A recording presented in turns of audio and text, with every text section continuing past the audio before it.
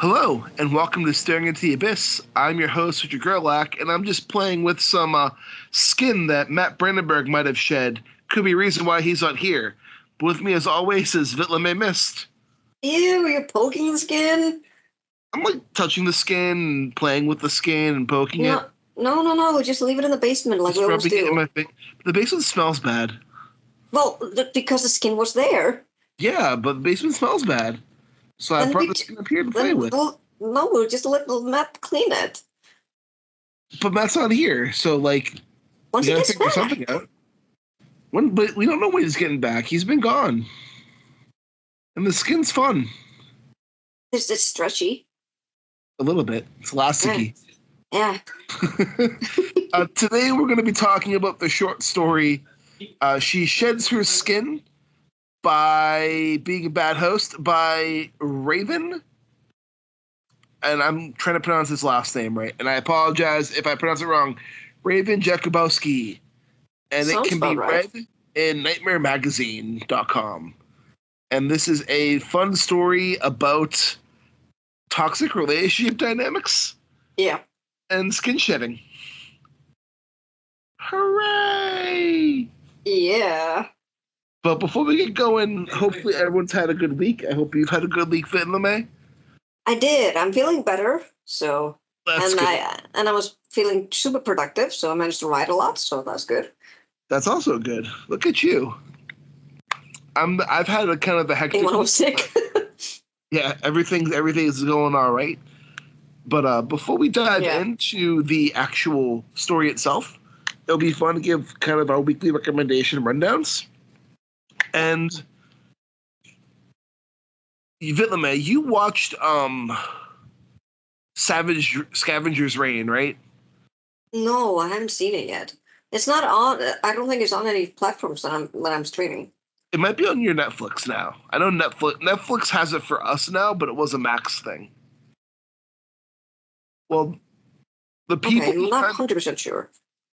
The people behind that show have a new animated show out, and it's one of the best things on streaming right now.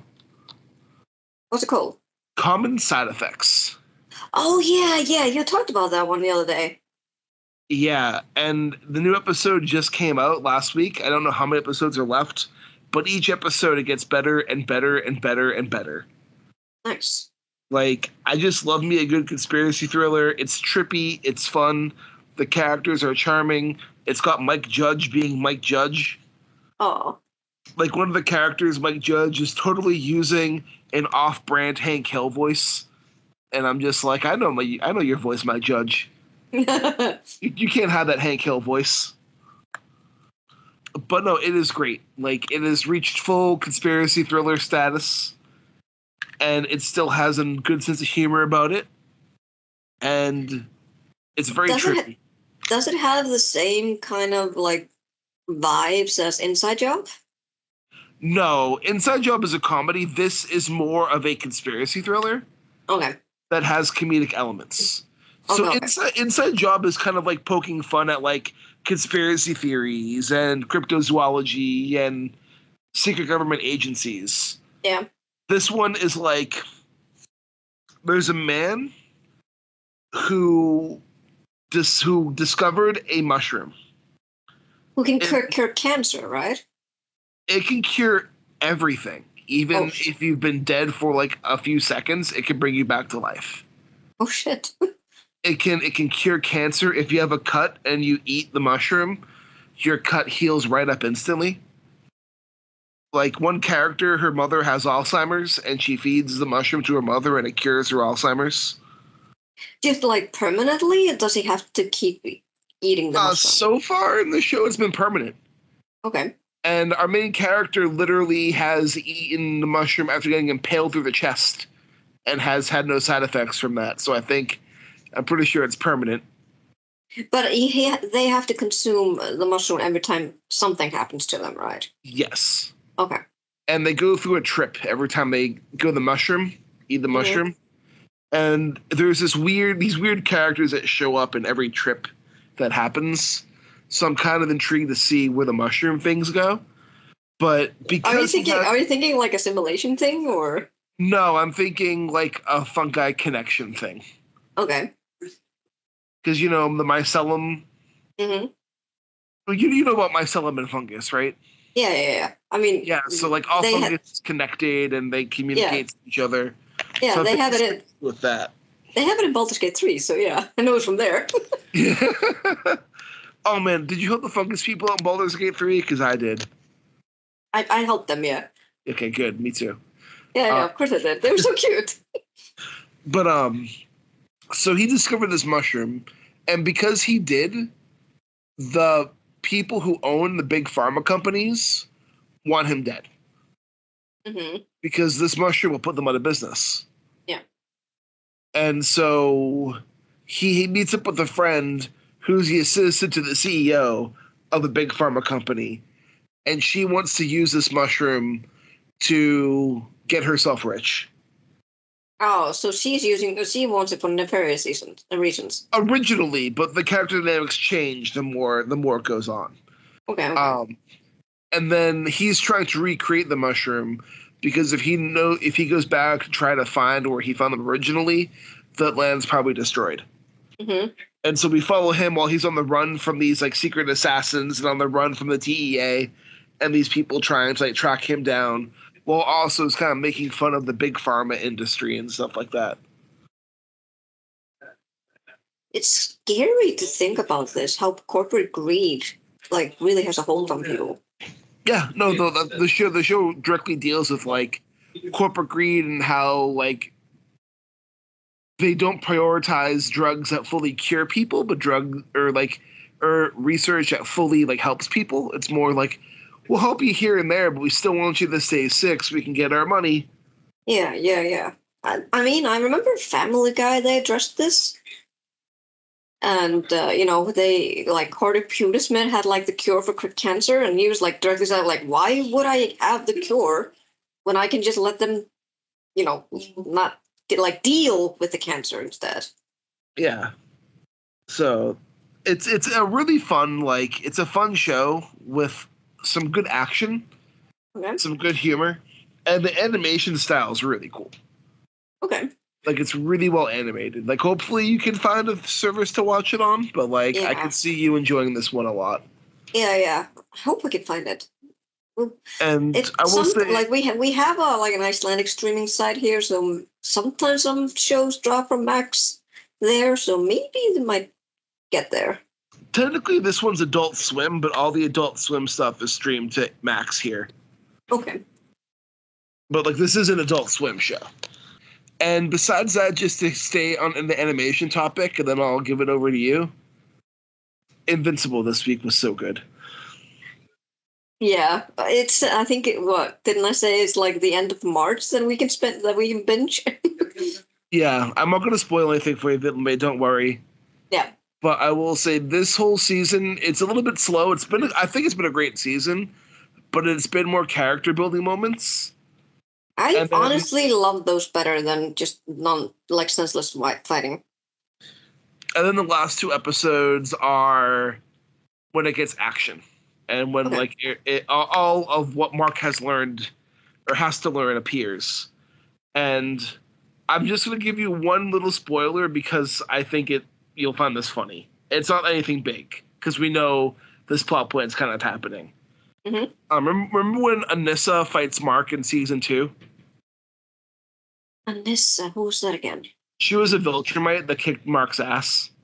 Oh yeah. It was she raped him, didn't she? It was like, we're gonna give you. No, that happens later. Oh, okay. She just kicked his ass in the animated show. In the comic, that's when she kicks his ass then too. Later in the comic, she rapes him, and the show hasn't got there yet. But do you think they will get there? I don't know if they're going to change it. I don't know how they're going to handle it. I thought it was handled pretty well because Kirkman knows how to handle. I shouldn't say knows. That's an insensitive way to say that. Yeah. Kirkman understands how to portray these topics in a sensitive way. Okay. And, like, the topics are shock because if you have a character getting sexually assaulted in a story, that's shock no matter how you're presenting it, you know? Mm-hmm. But, like, in the Invincible comic, for what I remember, the PTSD Mark gets from that assault, Kirkman handled really, really well. Okay.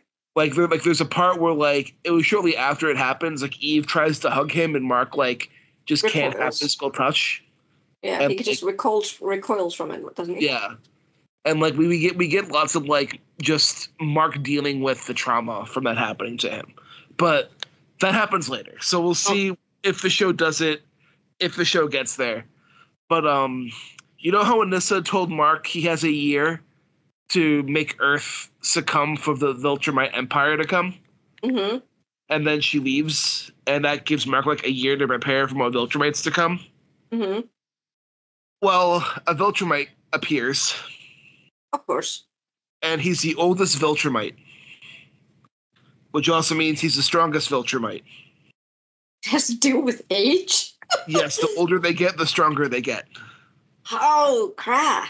And the older they get, the slower they start aging as well. Oh, so really have to kill them at birth. So they send the oldest and strongest Viltrumite to Earth. His aim is conquest. Of course. And you know how Steve Yuen voices Invincible? Mm-hmm. Jeffrey Dean Morgan voices Conquest. Oh, come on. Come on. Steve has been through a lot. Does it have to throw this at him too?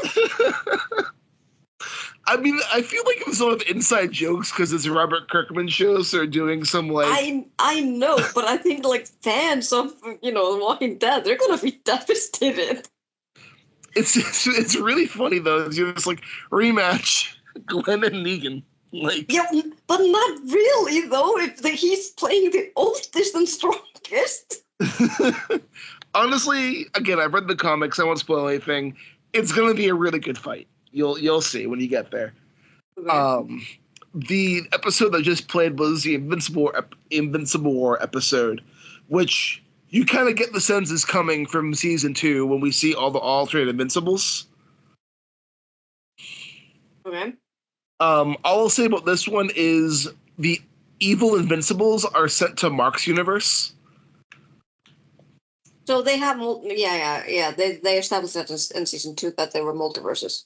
Yeah, so in this one, all the evil Invincibles get sent to our Invincibles universe. Of course they do. And you have Steve Yuen voicing 15 different versions of Mark. Oh, he must have had fun with that. And he gives each of them their own little personality.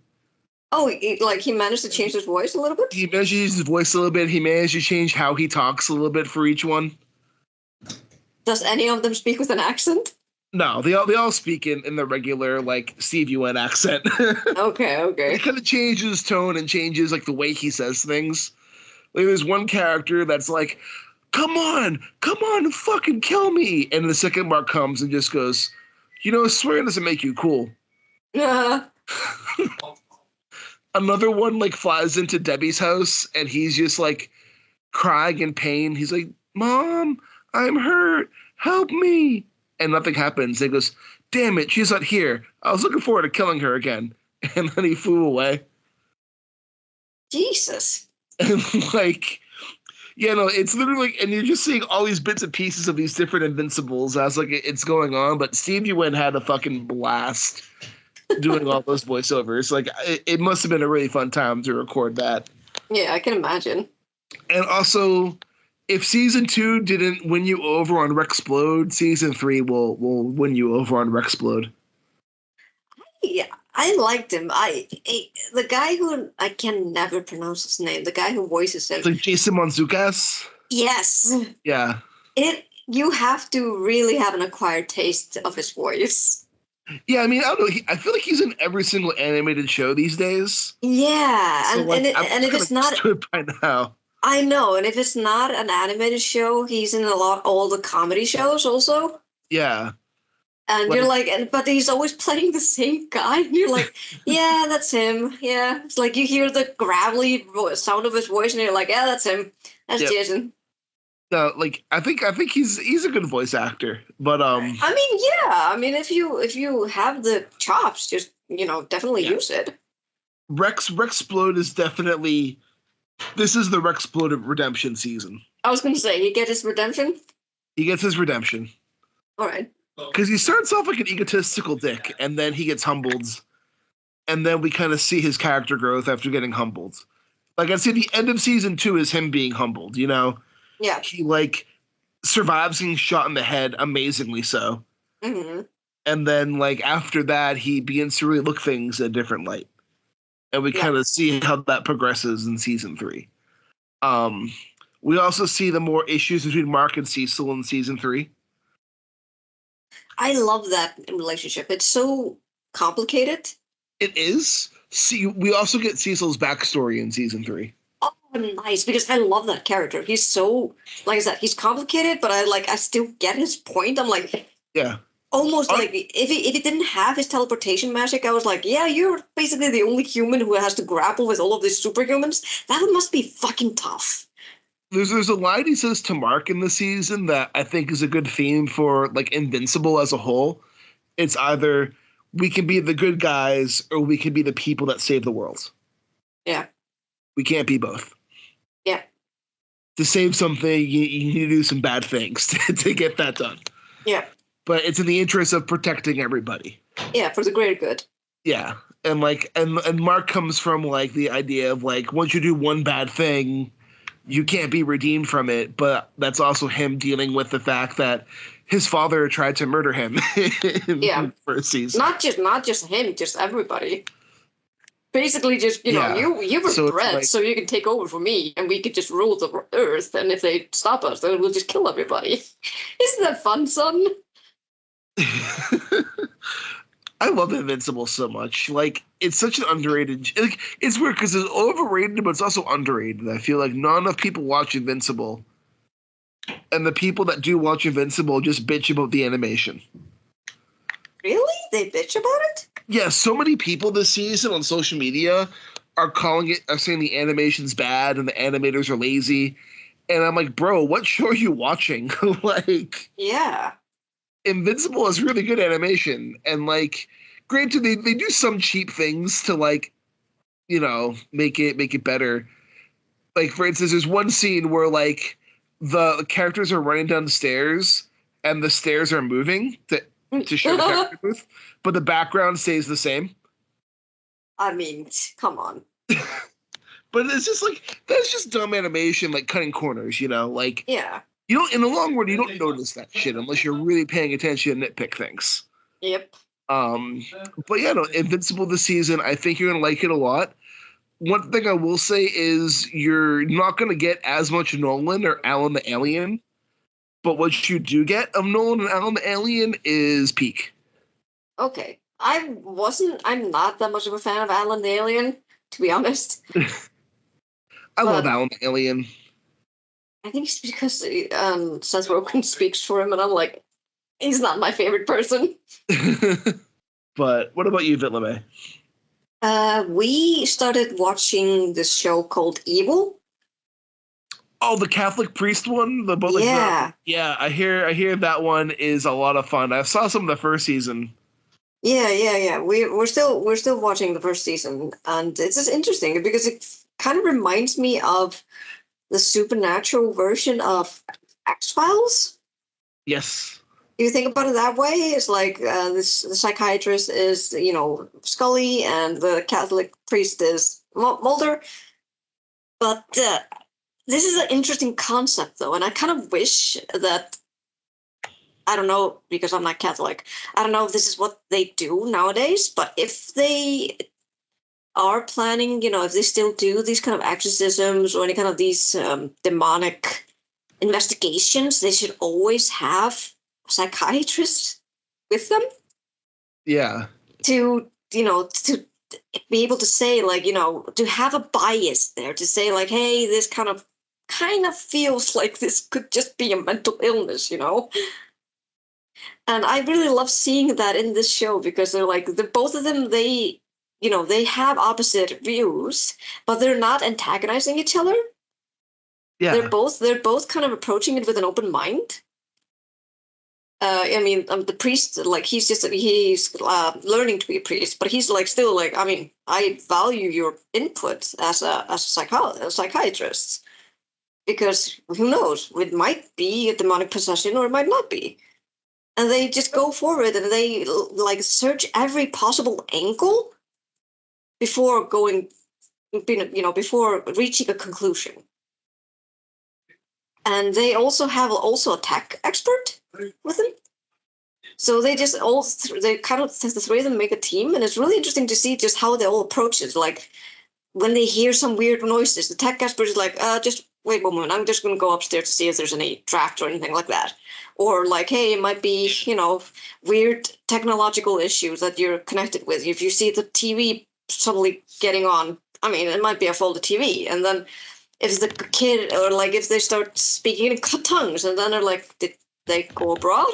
They go for all possible angles. I really, really like seeing that. It's such a fresh take. Oh, it really is. And I will say, my friends who are Catholic really like The Evil as a show. That's good. Because as I said, they do research every possible angle, but they do also feel and they see that there is something nefarious going on that is not trying to stop them, but it's more like watching them. Yeah. Like they're like, there's a character there. I can't remember. He plays kind of like the opposing psychiatrist when the psychiatrist goes to do court cases, and his name is Townsend, and he's basically, I think he's a demon. They haven't really got any proof of it, but he can appear whenever and wherever, and he definitely delights in, berating the priest. He usually sometimes appears in his room, and he's like, "Yeah, you have some sexual thoughts about the psychiatrist. You wanna dwell on that? Do you wanna chat?" And the priest is like, "No, I'm gonna pray." And they happen to have I don't remember if you've seen if you watched Boston Legal at any point. I've seen episodes here and there of Boston Legal. That was with Shatner, right? Yeah. There was a couple of episodes actually, with one that involved one case of a peeping Tom, and he was really creepy in it, and he, especially the way he addressed himself, I'm just a peepee. And it was just like really creepy, and he just looked also just the like, if you had like a example of it in the dictionary, that guy would be the definition of a peeping Tom, or just of a creep. And and the guy and I just kept thinking, oh, so they couldn't get that guy to play the creep for this movie, for this series, so they just had another one who looks just as creepy enough. And he's like, he's kind of like this smarmy asshole, and he's played a lot of them in different kind of movies or shows. I can't, not for the life of me, remember the name of the actor, but it doesn't matter. What I really also liked about the show is that they go dark in the end. There was this one episode in which they thought a child, he was about, I think he was 10 years old. The family thought that he was possessed because he had shown horrific psychopathic tendencies. Like they actually locked him in his room, and the rest of the family slept together in one room, and they put locks on everything because the child had tried to poison them, and basically just doing it whatever it like. It had no remorse at all. So of course, as from a psychological point, you're like, that's a psycho. That child is just too far gone. You need to institutionalize him. And they just like, we've done it 3 times. They always just kick him out. They won't take him. And so you're thinking like, okay, so what can we do? So they tried to go the pacifist way, and the priest kind of like just telling him like, you can pray. It doesn't have to be a pray. You could just talk to God if you like, and he can, and he will listen to you, and if you talk to him well enough, he will give you what you want, which is, it's a nice way to say to a child, from an agnostic point of view, I'm like, no, you should never ever say this to an impressionable child. So he does it, and then when and he expressed his, interest in comic books and stuff, so they kind of bonded on that because the priest knew how to draw and everything like that. So when at one point they came to visit him, and he was like, "Hey, I'm going to give you some drawing lessons," and he's by the pool, and the child is sitting by the pool, and with his eyes closed, and he was like he's praying. He's like, "Oh, I don't want to stop you or anything," and he's like, "Oh, it's okay. I think God answered me." And he was like, "Oh, what do you mean?" And then he looks into the pool, and there's a child there, a 2-year-old in the middle of the pool. I'm about to watch Evil. It sounds like it gets pretty dark. It's so dark, and then they managed to save the child, like the little baby, but then it gets even darker, Rich. They go back, and they were gonna go, try to continue with it, and then they see there's a police car in front, and they open they go to the door, and then the mother comes in, and she's like in tears, and she's like, "He ran away. We're trying to find him, and just thanks for all the help, and we just don't want to deal with this anymore." And then he just kind of looks at him, and the priest just stares at her. And then he's like, "Okay." And then she closes the door, and they just all look at each other, and the psychiatrist just kind of breaks down. She's like, "Oh my God, they killed him. So the parents killed the boy." That sounds brutal. I know, it was so fucking dark. I was like, "Whoa, what the fuck?" Like it looks so kind of like, I can't say that it's like zany or anything. Like if you are thinking that it's in the same zany time like Psych or anything like that, it has a good chemistry, but then at the end you're going these dark places. Wasn't prepared, but okay. So yeah, we're really excited to continue with it. I think it has like 3 seasons so far? I think 4. Or 4? Hold on, nice, because this is really good shit. I'm glad you're liking it. Oh wow! I was just looking up something, but no, I'm glad you liked it. Also, Luke Cage is the priest guy in Evil. It's Luke Cage. I thought he was familiar. Yeah, it's Luke Cage. Yeah, I kept looking. I was like, I know you from somewhere. I don't remember where. Well, speaking of, I watched the first 2 episodes of Daredevil: Born Again. I'm not into Daredevil, so I can't say that I'm excited. Well, it's the same universe, like they're always doing things together. Yeah. I'm gonna watch a bit more of it, but I'm not too keen on this new Daredevil show. What, is it too gritty? No, it's not gritty enough, honestly. Yeah. Disney, okay, it's still R-rated, it's still violent, they still profane, but it's not dark, it feels the move to Disney brightened things up aesthetically. So okay. Also, there's this, and I thought this was kind of shitty. All right, when they were shooting Born Again, the original shoot for Daredevil: Born Again, originally Foggy and everyone else, they were removed from the show. It was just going to be Matt Murdock and the Kingpin, and I think some others. Okay. And why remove Foggy though? No idea. It's a dumb choice, right? Yeah, because he's kind of like Daredevil's Rock. Yeah. Well, so here's what they did instead. They brought back Foggy. I think Karen is the other one. Okay. And they brought them back. Episode 1 is them hanging out at a bar, and they're talking, and they're just enjoying their life together, all 3 friends. And then Daredevil hears something outside and goes to check. And Foggy's kind of taking this concerning phone call. And as all this is going on, we see Bullseye. And Bullseye shoots Foggy. The fuck? What's the preamble? We don't know. We don't know yet. There is no preamble. This is the cold open. It's a weird choice to begin, but okay. And then an action scene happens between Daredevil and Bullseye, where Daredevil drops Bullseye off the roof of a building. And Bullseye survives, but then Matt Murdock gives up being Daredevil because of the death of Foggy. And then with the death of Foggy, him and Karen go their own separate ways.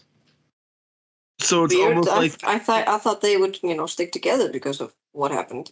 no, they don't. Huh. So it feels like they just wrote those characters out of the show anyway. Yeah. Like it was weird. And the rumor is the villain this season is actually going to be Muse, which is a serial killer in the Daredevil comics. And the fan theory is Muse is going to be Foggy, which I don't know if I like that all that much. Okay. Yeah, overall, I'm feeling a meh on Daredevil Born Again. Mm. All I'll say is this: Vincent D'Onofrio was born to play Kingpin. Every scene he has as Kingpin, he's still great. It's always been hard to find someone exactly to play him. It has, and I thought Vincent D'Onofrio has been one of the best choices to play Kingpin. It's good. I liked the one who, he wasn't acted, it was an animation, but the one who played Kingpin in Spider-Verse, he was really good. Oh, he was really good too, yeah. That was a good one. In this Born Again, Kingpin is no longer a criminal, like the head of the criminal underworld. He's trying to run for political office and enter New York politics. And his platform is to end vigilantism. Okay. And also, after episode 1 when Foggy died, Matt Murdock has retired the Daredevil suit. So every Matt Murdock scene has been him in lawyer mode. But I think the Daredevil suit's going to come back eventually. I don't know. They're making weird choices, and I'll see where it goes. It always happened with each of these, you saw it happen in The Flash, you saw it with the Green Arrow. It's always gonna happen. It's a superhero trope, not 101. Yeah. But yeah, it's I don't know, I feel like Disney tries to sanitize stuff too. Like it doesn't feel like I think the Netflix Daredevil and Netflix Punisher and Jessica Jones and Luke Cage, those shows work because they were gritty, right? I really enjoyed the season 1 of Jessica Jones. It was really good. It was really good. And season 1 of Luke Cage, most of that was really good. I'd say until Cottonmouth exits, the first season's really good. Yeah. But like it's just I don't know. I feel they lost something moving over to Disney Plus, and with the Disney writers taking over it, they lost something. Yeah. But besides that, I did start a new comic series. Well, not new, an old comic series. I finished the first arc of Absolute Wonder Woman because issue 5 had just come out. Which Absolute Wonder Woman, Vitlame, if you get the chance, read Absolute Wonder Woman. Okay. It's the DC Absolute comics have been like them doing radical reimaginings of the superheroes. And you'd love this version of Wonder Woman. Revenge, please? Instead of being... She grew up in hell. And she's now... And she grew up the daughter of the same mother, but instead of growing up on like the island of Themyscira, they grew up in hell. Oh. And all her powers are related to hell and Greek mythology. Oh. She instead of an invisible plane, she has a flying skeleton horse named Pegasus. Oh. She has a giant bastard sword. Oh. She can do blood magic. Beast? So you're just saying she's Karlach? Yeah. Oh my god, I love it. And instead of the lasso of truth, it's the lasso of transmutation. And she can use it to transmutate herself into anything she wants. What?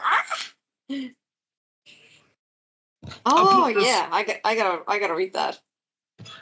I'll put it this way: this Gateway City, which is the main city Wonder Woman works with in the DC comics, they're being attacked by this giant creature of hell from hell that feeds off people's nightmares and people's fear. So you really can't destroy it unless you have powers.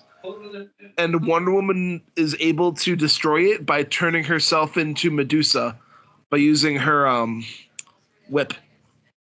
Oh. And then it turning itself into stone because it stared into her eyes. Yeah. That's clever. But no, it's full of her fighting hell creatures. It's full of her just being a fucking badass. She's covered in tattoos. It is a pretty great reimagining of Wonder Woman. And do you have any others? No, we've just been watching as a cool down whenever we want to take a break from Evil. We've been watching Ghosts. That's a funny show. It is. It's they're nice. They're kind of like just kind of wholesome shows that you can just watch. Yeah, and sometimes that's what you need. Mm-hmm. Yeah. Like I mean, I'll tell you. I'll be honest. I love watching Abbott Elementary. I don't know if you know of that one, but that show, I love that show. Oh. It's pretty much a comedy show that takes place in an American charter school. Oh, okay. And just like the teachers and their differences with the students, it's kind of like The Office, but if The Office were set in a school. Okay. But we should get into some skin shedding. Yes. So, I will say, I was looking for a good story for Women in Horror Month, and I figured I wanted to do an author that I was originally going to send a Tain Fleece story, but I wanted to do a story that we all had easy access to. Mm-hmm. So I figure, what better easy access than Nightmare Magazine? Yeah. Right? And I knew nothing about this story or this author going into it, but man, what a story. Yeah. Like even if you haven't encountered an unhealthy relationship, it's written so well that it goes under your skin. Yeah, and this is such a toxic relationship. Oh yeah, it's really toxic, and it's not. It's also in cases this kind of enablism.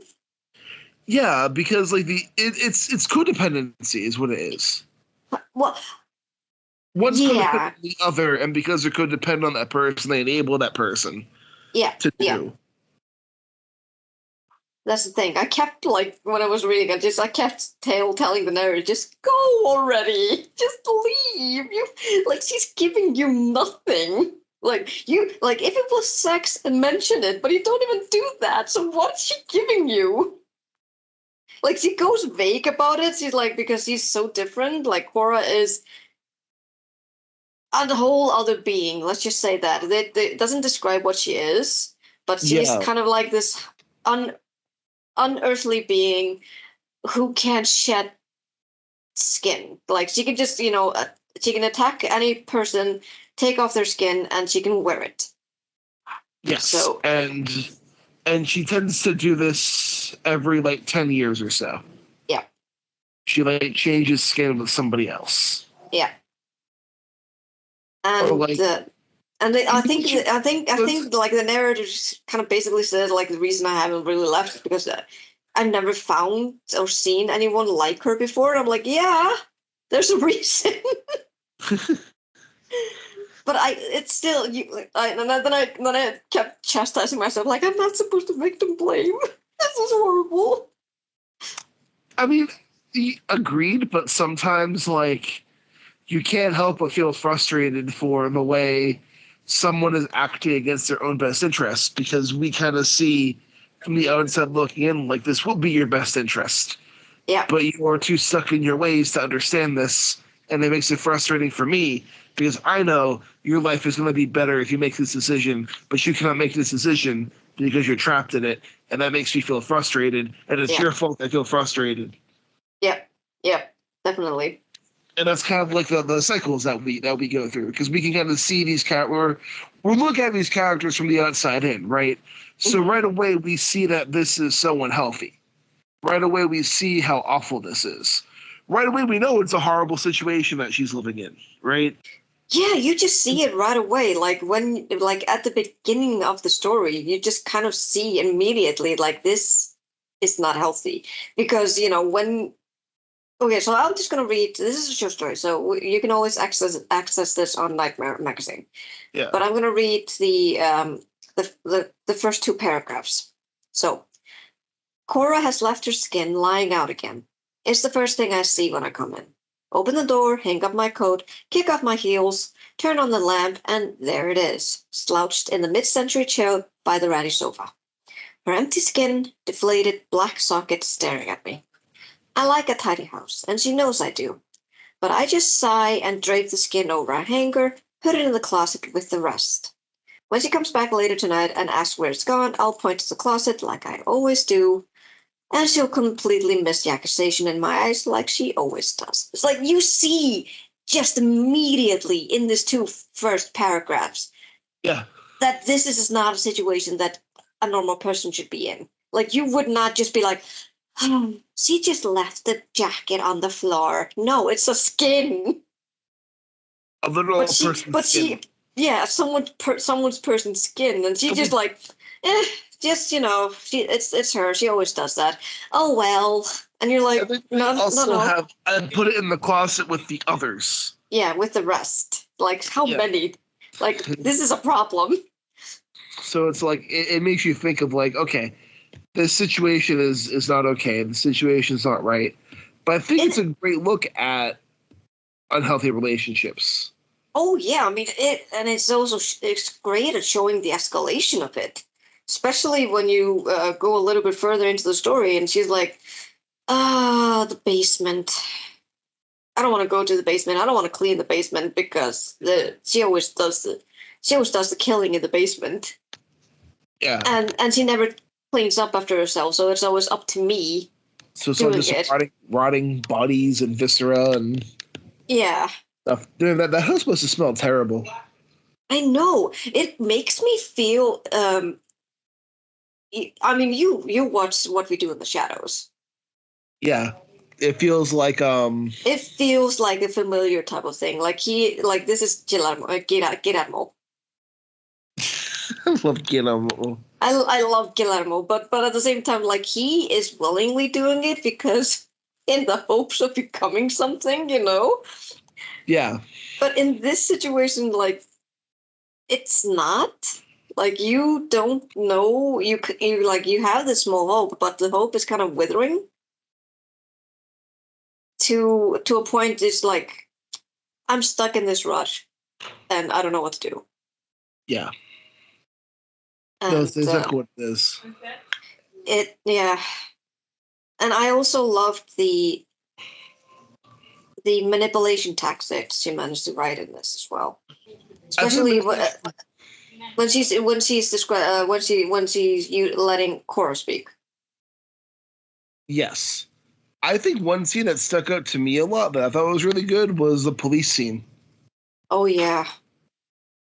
When, like, she calls and she's like, they're knocking at the door. The police are outside. And then, like, and you'd think, like, if they really were the police, right? Like, when she came home that evening, it would have been a lot different. Yeah. So it feels like it's something else, or she was trying to extend her control over to our narrator while she's at work. Just to, like, affect her while she's at work. Because, like, we don't know if the police are really knocking at the door or not. They could have been, or they could not have been. Like I said, she is, she works in the cities during the weekdays, and she only comes over during the weekends. Yes. And it is clearly said so in the paragraph. Like, it's a Wednesday, and I'm between meetings, and then Cora calls her. And it's a good tactic of manipulation just to say, like, even though you're not with me at this time, you're going to be on my mind. Like, I'm going to be on your mind the entire time. Yes, you're gonna be thinking of me the entire time. Yeah. And it's so funny because she's been doing this for every 10 years and she's panicking about the cops and I'm like, bitch, please. You know exactly what you would do. You're only doing this to assert your dominance on the narrator. Yeah.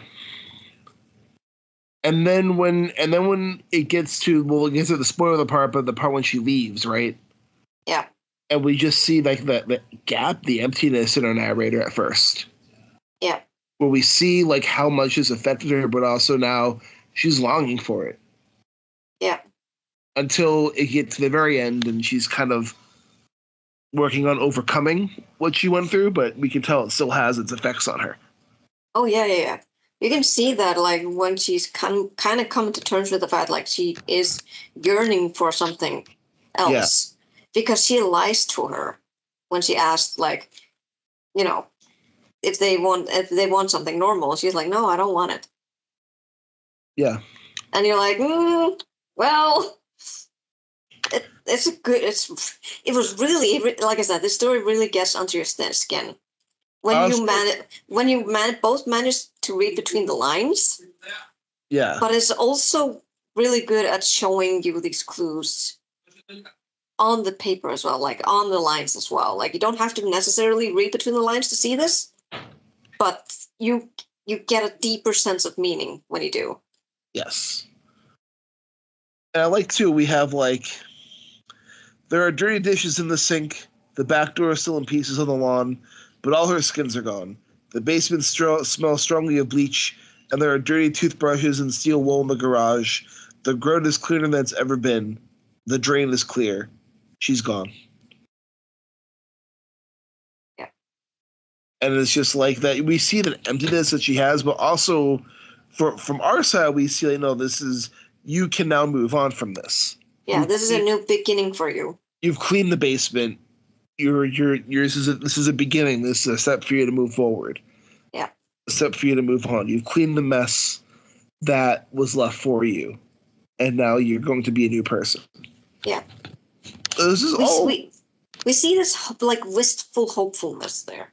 Yeah, I think it was a great story just dealing with the idea of unhealthy relationships. Oh yeah. Like it was a great exploration of toxic relationship dynamics. It was a great creepy story. Yeah. The idea of skinning people and assuming the use of their skins is fun, is a fun topic to go through. Oh yeah. Especially because a lot of people, when we're discussing horror, a lot of the people kind of just jump into like, oh, is it gory? Does it have like a lot of bloodshed or any like blood spill of guts and everything? And you're like, it doesn't have to be like that. Horror is so many levels, and even though this story has like these kind of creepy elements, like with the shedding of a skin, it's not at all gory. No, not at all. But you can still feel the horror of the psychological aspect of a toxic relationship. It's such a toxic relationship. It's so bad. Oh God, I was so happy that she left in the end. Me too. And I like to like this writer's just a strong writer. Like I want to read more of her things. Same, yeah. Because this story was really, really strongly written. Yeah, it's short, but it packs a punch. It packs a great punch. So yeah. It's Richard Vittlemere approved, and I guess Matt Skin can approve this as well. Oh, flapping my skin around here. Hey, Matt, ooh, talk about poop. I'm sorry, I had to. Of course, every episode. Every episode. But Vittlemere, where can listeners get in touch with you? They can get in touch with me on Blue Sky at Vittlemere. I'm also lurking on Instagram at Fangs and Light. And you can also check out my books on my website, vittlememistauthor.com. I finally got author copies of my second short story collection, Visceral Discoveries. So if you want a signed copy of that, hit me up and I'll ship it over to you. Yeah, I still have that on my Kindle. I got to get to it soon. It's fine. I have so many books on my Kindle. I know, same. You can get in touch with me on Blue Sky at Rudy53088, and I'm also available on Instagram at Rudy53088, and you'll be able to access Abyss through those accounts as well. And this is Richard Gerlach saying, keep staring.